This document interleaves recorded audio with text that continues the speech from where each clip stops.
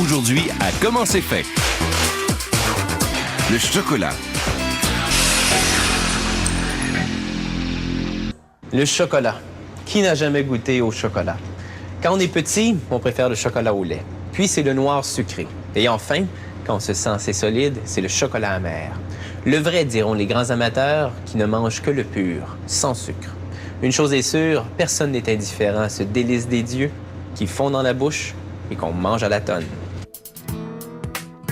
Les délicieuses pièces en chocolat sont fabriquées de chocolat fondu qu'on coule dans des moules. Les maîtres moules sont d'abord faits de bois ou de plâtre de Paris.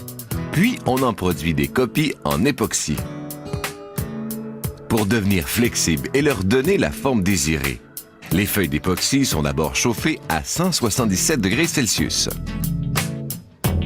Puis, la feuille d'époxy est placée sur les moules. La feuille est chauffée, puis elle est soulevée. Ensuite, par un système de vacuum. Elle adhère parfaitement aux formes des moules.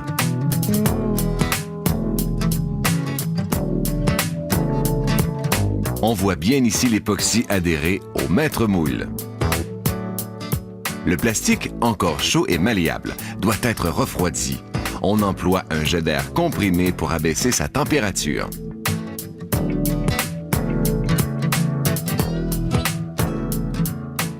On inspecte visuellement le moule pour s'assurer de sa qualité.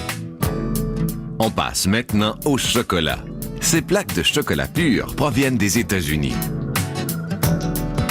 Cette fondeuse, dont les parois sont alimentées en eau bouillante, est semblable à un bain-marie et fait fondre 1500 kg de chocolat en 12 heures à la température de 40 degrés Celsius.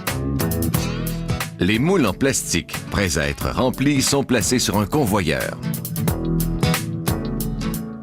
Le remplissage s'effectue automatiquement. Le chocolat liquide coule directement dans les moules.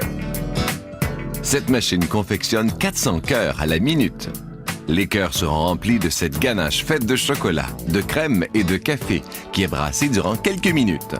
Les moules voyagent sur ce convoyeur de 9 étages. Il faut 20 minutes pour que le chocolat fige. Bien durcis, les cœurs arrivent à la démouleuse. Elle tourne les moules et une baguette frappe délicatement dessus pour faire tomber les chocolats sans les briser. Les chocolats tombent sur une plaque.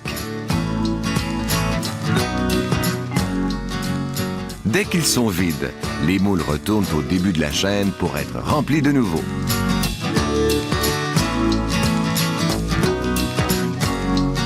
Durant leur transport, les chocolats terminent de refroidir et de durcir.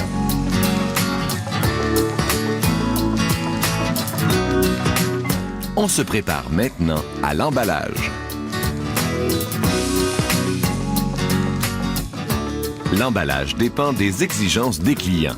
Le chocolat peut être vendu en vrac ou bien mis en boîte. Ici, 185 cœurs sont placés dans chaque boîte.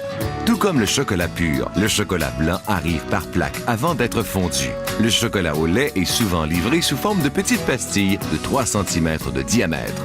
Certaines pièces sont vides, il faut les fabriquer en 2 moitiés. Ici, ces oursons nécessitent une décoration spéciale, appliquée à la main avant la coulée du chocolat liquide. Cette décoration est faite de chocolat blanc auquel on a ajouté un colorant.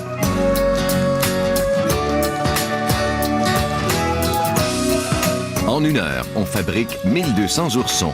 On les fabrique en joignant ensemble 2 moitiés vides faites de chocolat. Cet ensemble est réalisé par une machine rotative réfrigérante.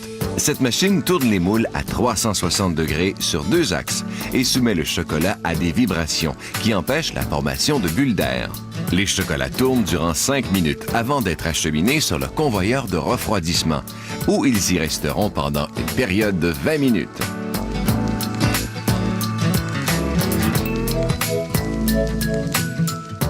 Ils sont prêts. À cette étape, on démoule les oursons qui partiront pour l'emballage.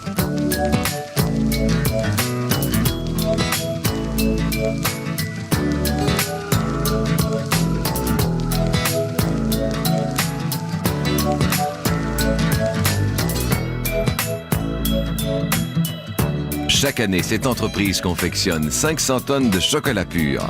Des milliers de produits sont fabriqués à partir de 400 moules différents, Disponible dans des tailles diverses.